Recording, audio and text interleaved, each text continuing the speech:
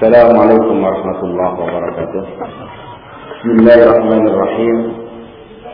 Innal hamdalillah nahmaduhu wa nasta'inuhu wa nastaghfiruh wa natubu ilayhi wa na'udzu billahi min shururi anfusina wa min sayyiati a'malina. May yahdihillahu fala mudilla lahu wa may yudlil fala hadiya lahu. أشهد أن لا إله إلا الله وحده لا شريك له وأشهد أن محمدا عبده ورسوله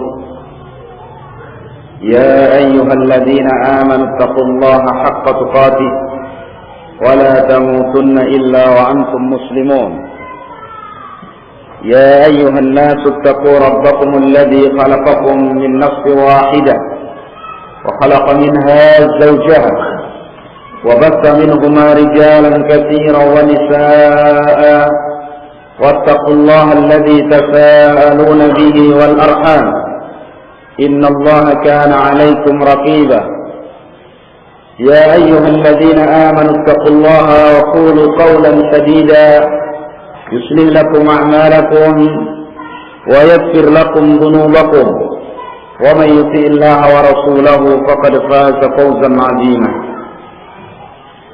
أما بعد فإن أصدق الحديث كتاب الله وخير الهدي هدي محمد صلى الله عليه وآله وسلم وشر الأمور محدثاتها وكل محدثة بدعة وكل بدعة ضلالة وكل ضلالة في النار. Ikhwan fi din rahimani wa rahimakumullah. Kita lanjutkan kembali ahkamul janaiz. Setelah kita membahas ta'ziyah dan juga apa yang bermanfaat bagi mayit dari orang yang hidup. Kemudian sekarang ziaratul kubur, ziarah kubur, ziarah mengunjungi kuburan, ya, ziaratul kubur. Dan ma'ruf, jadi ziarah kubur ma'ruf. Artinya kita paham maksudnya. Qala rahimahullah ta'ala, kata Al-Albani rahimahullah ta'ala, wa tusra'u ziyaratul quburi lil ibti'ad biha. Dan disyariatkan ziarah kubur, disyariatkan ziarah kubur lil ibti'ad biha, untuk mengambil nasihat atau mau'izah, atau menjadikan itu sebagai nasihat bagi dirinya dengan ziarah kubur. Itu tujuan salah satu untuk mendapatkan apa? Nasihat, isti'an, wa tadhakkuril akhirah, dan mengingat negeri akhirat. Ziarah kubur mengingat negeri akhirat, salah satu hikmahnya. Syarifatan, dengan syarat alla yaqula indaha ma yughdibu Rabb subhanahu wa ta'ala. Tidak boleh mengucapkan ucapan-ucapan di sisi kubur tadi apa yang membuat murka Allah subhanahu wa ta'ala, apa yang membuat marah Allah subhanahu wa ta'ala. Karena Allah itu punya sifat marah. Marahnya Allah tidak sama dengan marahnya makhluknya, ya. Kadu'ail makbur, ucapan yang membuat marah Allah itu seperti berdoa kepada orang yang ada di kuburan. Itu jelas kesyirikan, bahkan perkara yang paling dimurkai oleh Allah subhanahu wa ta'ala. Dan ini banyak tidak diperhatikan oleh para penziarah kubur. Padahal ziarah kuburnya itu enggak niat yang benar, karena ilmunya salah, niatnya salah, ya. Wal istighatsah bihi, dan beristighatsah dengan penghuni kubur tadi. Jelas-jelas perbuatan apa? Syirik, bahkan syirkul akbar, berdoa kepada selain Allah. Min dunillahi subhanahu wa ta'ala, beristighatsah dengannya, berdoa kepada orang yang di dalam kubur sebagai Tuhan yang dia mintai selain Allah subhanahu wa ta'ala. Atau juga ucapan yang membuat Allah murka, tazkiyatuhu, memberikan tazkiyah kepada penghuni kubur ini, wal qat'u lahu bil jannah, dan memastikan bahwa dia pasti akan masuk ke dalam surga. Itu tidak boleh. Jadi aqidah Ahlussunnah wal Jamaah, di antara aqidah Ahlussunnah wal Jamaah, tidak boleh seorang itu memastikan seorang itu pasti di surga atau di neraka kecuali ada keterangan dari Allah Subhanahu wa taala atau dari Rasulnya sallallahu alaihi wasallam. Tidak boleh. Di antara kekeliruan adalah menggunakan kalimat as-syahid secara mutlak tanpa istisna kepada salah seorang dari kaum muslimin yang telah meninggal dunia. Seperti as-syahid fulan,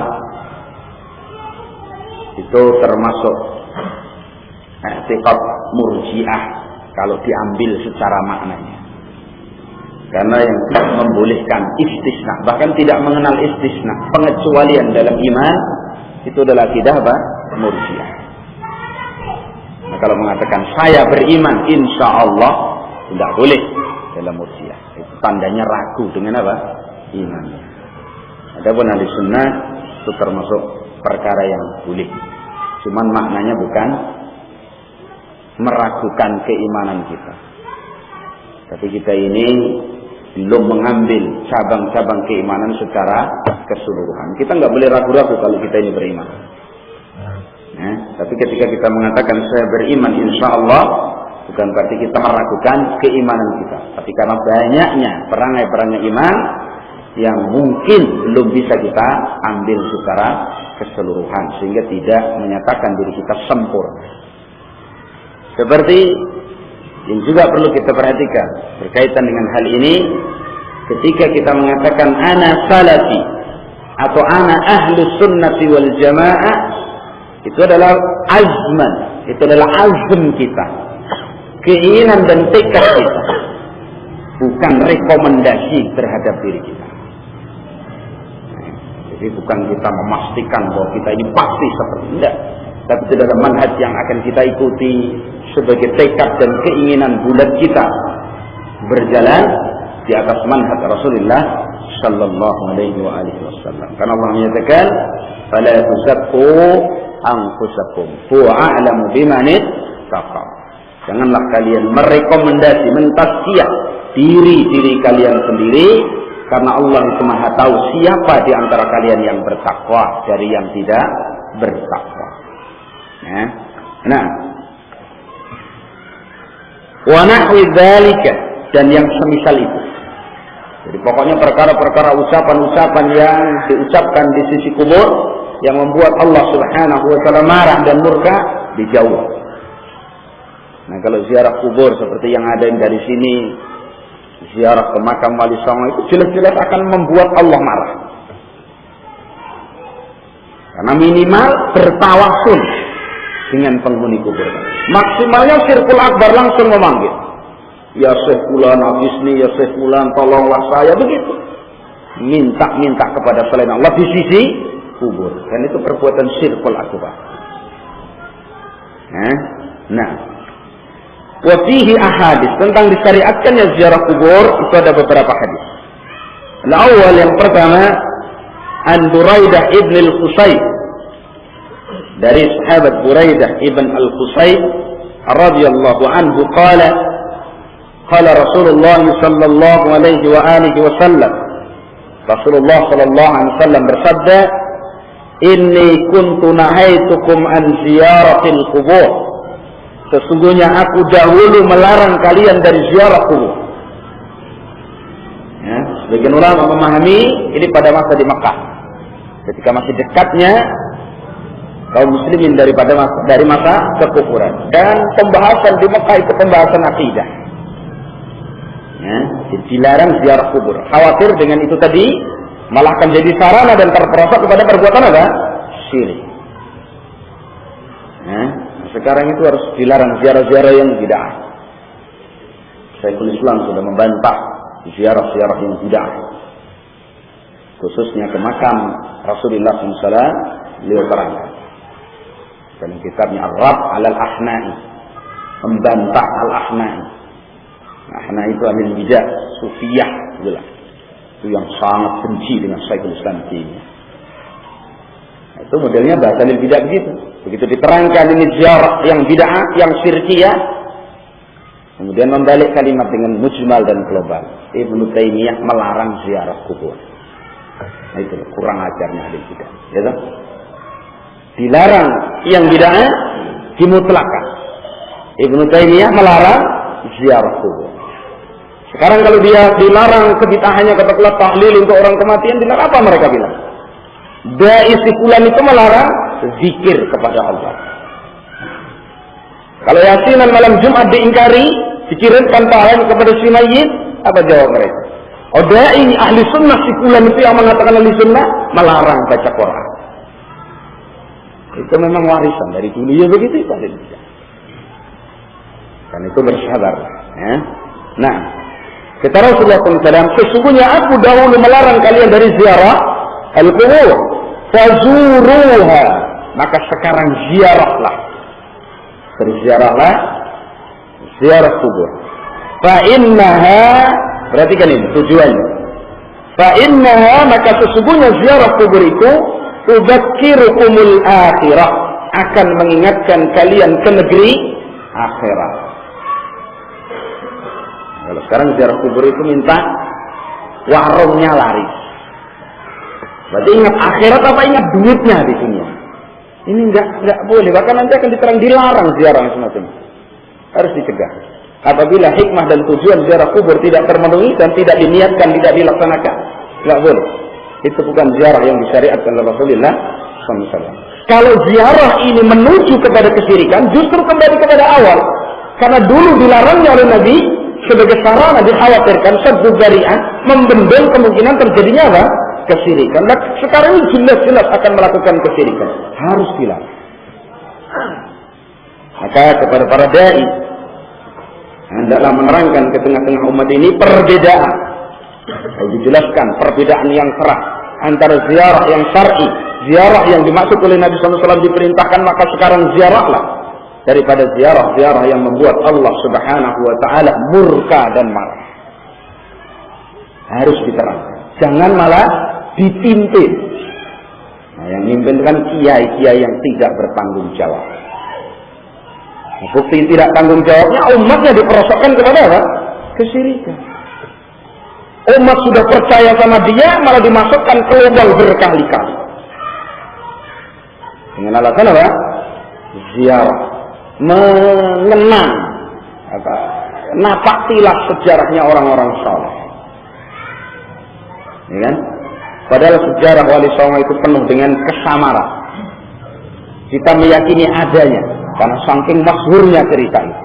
Tapi cerita rinciannya itu sangat meragukan karena sanadnya tidak ada. Ya kan? Nah itu. Lah kalau ceritanya seperti yang diceritakan di film, di buku, di tempat-tempat yang lain, berarti itu bukan wali-wali Allah. Itu auliya syaitan. Ya kan? Yang ngajari orang enggak benar itu. Saking karena ilmunya khusus, maka muncullah Syekh Siti Jenar. Itu tokoh sufiah yang diagungkan oleh orang-orang sufiah. Syekh Siti Jenar. Bahkan ada lagu. Ya, lagu yang diperuntukkan untuk Syekh Lemah Abang. Diganti Syekh Lemah Abang. Siti Jenar maksudnya. Cuma diganti istilah supaya orang enggak tahu bahwa padahal akidahnya itu dibawa kepada akidahnya Syekh Lemah Abang itu tadi, yaitu Syekh Siti Jenar. Diganti nama. Seperti dukun diganti apa? Paranormal. Orang tua. Kiai. Akhirnya kiai yang bagus ikut terkena kasus. Gitu. Ya. Nah. Jadi fa innaha tudzakirukumul akhirah. Jadi ziarah kubur itu mengingatkan kalian ke negeri akhirat. Ingat akhirat. Di negeri akhirat. Sejak dicabut nyawa kita oleh malakul maut, kita masuk ke kubur kita. Di situ mulailah negeri akhirat itu berlaku. Mulailah kita, manusia ini mempertanggungjawabkan apa? Apa yang sudah dilakukan di muka bumi. Karena manusia itu mengalami 4 fatrah. Ya kan? Dari alam rahim, kemudian lahir ke dunia ini, tempat mencari bekal, dia musafir. Di dunia ini kita ini musafir. Kun fid dunya ka'annaka gharibun aw 'abiru sabil. Jadi jangan merasa kita ini akan tinggal selamanya di sini. Mati. Dia nggak mau mati, mati juga. Mendingan mau mati. Nah, mendingan mau mati, ingat mati, terus cari bekalnya. Kata Nabi supaya seperti orang musafir tuh, mampir aja, cari bekal itu. Yang kira-kira nanti memberatkan di sana tinggalkan. Kan itu Allah memuji seorang yang zuhud dan seorang yang wara, kan gitu ya. Orang yang zuhud mengambil apa yang perlu dari dunia ini. Karena khawatir itu memberatkan di negeri akhirat. Itu zuhud. Mengambil apa saja yang perlu di dunia ini sebatas keperluannya. Yang sekalipun halal kalau nggak diperlukan, bikin repot nanti susah di akhirat, ditinggalkan. Sedangkan orang yang wara meninggalkan bagian dari dunia ini supaya kemuliaan kehidupannya, kehormatannya semakin tinggi derajatnya di dunia ini sampai nanti di sisi Allah Subhanahu wa Ta'ala. Itu bedanya kata Imam Ibnu Qayyim antara zuhud dan wara. Zuhud mengambil seperlunya karena nggak ingin repot nanti di negeri akhirat. Wara meninggalkan suatu sekalipun itu mubah demi kemuliaan dan kehormatan harga dirinya. Dua-duanya dipuji oleh Allah Subhanahu wa Ta'ala dan Rasulnya terkuat. Jarang. Dan Nabi mengisyaratkan betapa beratnya hal ini. Karena Nabi SAW mengisyaratkan adanya penyakit al-wahan, yaitu hubbud dunya wa karahiyatul maut. Kalau manusia sudah terjangkit penyakit ini, mustahil dia bisa zuhud, mustahil dia bisa wara. Ya. Nah itu kita lihat bagaimana Rasulullah SAW. Kemarin sudah saya terangkan hari Ahad. Ya, saya nggak ingin kita ini seperti itu, nggak mungkin dan enggaklah ya. Rumah Rasulullah SAW, kalau nggak salah untuk ibunda Aisyah radhiyallahu anha, dipegang atapnya pakai tangan gini nyampe, saking rendah atapnya, daun-daun kurma itu taruh-taruh, dindingnya pun itu. Nah yang ada di dalam rumah itu adalah orang-orang terbaik di dunia ini, ahlul jannah. Tapi hal itu tidak membuat hidup mereka susah. Kita ini rumah geribik itu aja nggak keluar-keluar, khawatir ditanya sama temannya, rumahnya di mana? Wah, nggak kelihatan rumah saya. Tahu rumah tingkat itu? Lah itu sampingnya. Begitu, insyaallah. Ya. Nah, jadi kalau kita ini ingat akhirat, ya, kalau betul-betul ingat akhirat, ya kita akan bisa, ya, mengambil apa seperlunya. Karena begitu khawatirnya berat di sana. Kan itu Rasulullah SAW mengatakan tentang ahli jannah. Ya, ra'aitul jannah, saya melihat surga. Ya, wajadtu aktsar ahliha, dan saya jumpai mayoritas ahlinya itu apa? Al-fuqara, orang-orang fuqara. Ya. Pernah kita berdoa, ya Allah jadikan saya orang fakir itu. Pernah? Enggak. Ya, yang dia falam ya Razzaq urzuqni, ya Razzaq urzuqni, begitu kan? Insyaallah. Ya, tapi boleh. Ya. Karena salah satu kenikmatan dunia itu adalah rumah yang luas, yang mencukupi kita, yang cukup perabotannya, tapi tidak boleh berlebih-lebihan. Ya, sehingga mengkonsumsi atau mengambil perkara-perkara yang tidak perlu. Dipajang di situ gambar-gambar, beli karpet yang ditaruh tembok itu 1 juta, kadang dibeli 2 juta dibeli, padahal gambarnya cuma pojok Masjid Nabawi barangkali gitu. Yang penting itu ditabung, ziarah ke Masjid Rasulullah Sallallahu Alaihi Wasallam. Jadi ziarah kubur mengingatkan kita tentang apa? Akhirat. Jangan malah lupa. Ya. Nah, wal tazidkum ziyaratuha khaira, dan hendaklah menambah ziarahmu ke kubur tadi kebaikan bagimu. Jadi kita ziarah kubur supaya bertambah baik nih. Karena kalau orang itu ingat negeri akhirat akan baik. Karena Allah Subhanahu wa Ta'ala banyak sekali dalam Al-Quran mengaitkan iman kepada Allah dengan iman bil yaumil akhir. Karena itu keterkaitan yang kuat. Manusia itu kalau banyak ingat mati, insya Allah baik. Karena itu Rasul perintahkan, aksiru min zikri hadimin ladzat, ay qati'il ladzat al-maut. Banyaklah kalian mengingat pemutus kelezatan dunia ini, yaitu apa? Kematian. Ziarah kubur. Dan ziarah kubur tidak boleh dikhususkan satu tempat tanpa tempat yang lain. Saya ingin ziarah ke makam fulan-fulan. Sampai mengkhususkan ziarah ke makam Rasulullah nggak ada dalilnya. Ya, tidak pernah dilakukan oleh para sahabat khusus menziarahi makam Rasulullah atau kubur Rasulullah Sallallahu Alaihi Wasallam. Yang disunnahkan itu ziarah ke masjid Rasulullah Sallallahu Alaihi Wasallam. Bahkan sabdu rihal ke sana dilarang. Ya, bersungguh-sungguh melakukan safar untuk menziarahi kubur Nabi Sallallahu Alaihi Wasallam itu tidak dibolehkan dalam syariat. Tapi kalau sudah di Masjid Nabawi, silahkan menyampaikan salam dan berziarah ke kubur Rasulullah SAW. Tapi bukan itu tujuannya. Nah, faman arada ayyazur falyazur. Dalam riwayat yang lain mengatakan, barang siapa yang ingin untuk ziarah kubur, hendaklah dia berziarah kubur. Ya, di tempat masing-masing, di kampung masing-masing ziarah kubur, silahkan. Ya, alhamdulillah kita ini kan sudah banyak yang tidak pernah ziarah kubur. Alhamdulillah, berarti sudah banyak yang ingat mati tidak perlu dibantu dengan ziarah kubur. Iya. Nah, jadi ziarah kubur. Kata Nabi, "Faman arada ayyazura falyazur." Barang siapa yang ingin ziarah kuburlah. Wala taqulu hujran, dan jangan sampai mengucapkan kalimat yang batil. Hujran itu kalam yang batil. Ya, kita tahu mana yang hak dan mana yang batil. Nah, hadis dikeluarkan oleh Imam Muslim dan Imam Abu Daud. Dalil tersebut menunjukkan bahwa disyariatkan dalam Islam ziaratul kubur setelah dulu dilarang. Pada masa di Makkah dilarang oleh Rasulullah SAW ziarah kubur, setelah di Madinah dibolehkan, diperintahkan oleh Nabi ziarah kubur. Tujuannya untuk mengingat akhirat, menambah kebaikan kita. Ya. Nah, kemudian As-Sani, hadis yang kedua. An Abi Sa'id Al-Khudri radhiyallahu anhu qala Rasulullah sallallahu alaihi wa alihi wasallam, bersabda Rasulullah sallallahu alaihi wa alihi wasallam, inni nahaitukum an ziyaratil qubur fazuruha. Sesungguhnya aku dahulu melarang kalian dari ziarah kubur, maka sekarang berziarahlah. Nas jelas dari Nabi, disyariatkannya apa? Ziarah kubur. Fa inna fiha ibrah. Karena pada ziarah kubur itu ada apa? Ibrah. Ya, ada pelajaran yang bisa diambil. Wala taqulu ma yusqitu rabbah.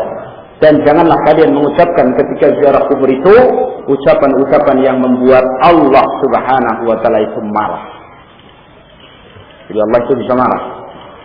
Dan Allah punya sifat marah. Maka jangan sampai kita membuat Allah Subhanahu wa taala marah kepada kita. Kalau Allah sudah marah kepada kita, tidak ada yang bisa menyelamatkan kita dari kehancuran kecuali rahmat Allah Subhanahu wa taala yang diturunkan kepada kita. Na'udzubillah min dzalik. Nah. Kemudian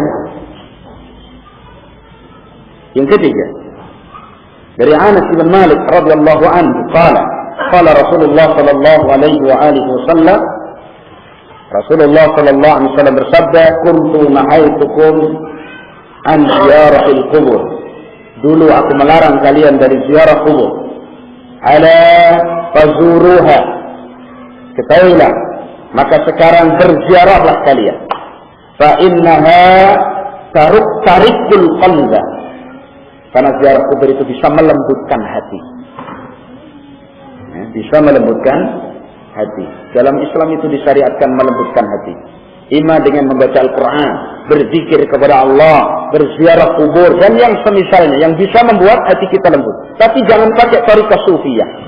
Dengan zikir-zikir yang tidak disyariatkan. Baik bentuknya, zatnya, ataupun jumlahnya. Atau dengan rihlah yang tidak disyariatkan. Ya, ala tariqah sufiyah itu rihlah. Atau mungkin berkumpul malam hari, kemudian ada ketika jam tengah malam ada satu yang memberikan syair-syair yang membuat hati ini menangis.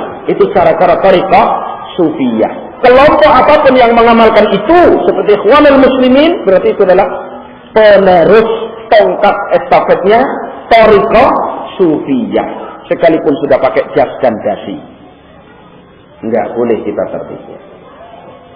Ganti baju, hakikatnya sama. Itu tariqah sufiyah.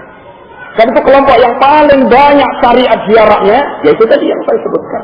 Kelompok yang didirikan oleh Hasan Al-Banna ini. Kalau nggak bertanya-tanya para alumni kelompok ini, yang Allah Subhanahu wa taala telah beri petunjuk kepada mereka. Seperti itu. Ya kan? Nah, seperti itu. Ya, sehingga ada mabit. Ya kan? Ada mabit itu acara mereka yang paling spektakuler katakanlah ya. Mabit. Padahal mabit bagi jamaah haji itu di Mina. Ini enggak mabit. Malam bimbingan iman dan takwa. La iman wala takwa. Seperti itu. Seperti pramuka persis.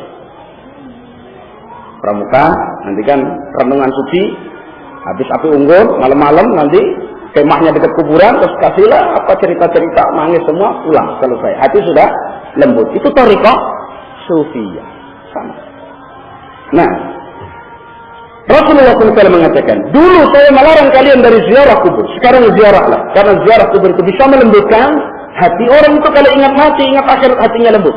Tidak kasar, tidak keras. Ya, mudah menangisi dosa-dosanya. Semangat ibadahnya Masya Allah. Nah, seperti itu. Wa tudmi'ul 'aina, dan bisa membuat mata ini menangis. Ya. Menangis itu kata Ibnu Qayyim bermacam-macam. Ini yang harus kita waspadai. Saking gembiranya menangis. Itu mubah hukum. Sedih menangis, mubah hukum. Ya. Tapi nangis yang terpuji adalah seorang yang menangisi dosa-dosanya karena takut terhadap azab Allah Subhanahu wa taala. Itulah yang disebutkan oleh Nabi dalam hadis. Salah satu yang dinaungi oleh Allah Subhanahu wa taala dalam naungan yang tidak ada naungan kecuali naungan Allah. Seorang rajul yang bangun pada malam hari ketika manusia pada tidur, lalu bersepi dengan Rabbnya dan meneteskan kedua matanya ini air matanya karena menangisi dosa-dosa. Karena itu kalau kita ini katakanlah sujud sholat menangis, harus dikoreksi tangisan kita ini.